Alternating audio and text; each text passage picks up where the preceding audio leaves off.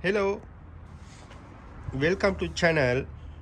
Today I have a Renault Megane 2009 model. I'm going to show you where's the OBD2 connector location. Normally the most car have a underneath of this side OBD connector, but this car you need to come to the middle console,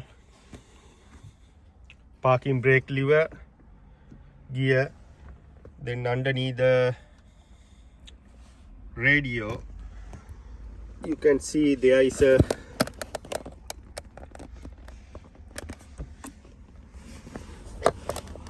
this is the OBD connector location. Right behind of this flap you can, very difficult take, you can put it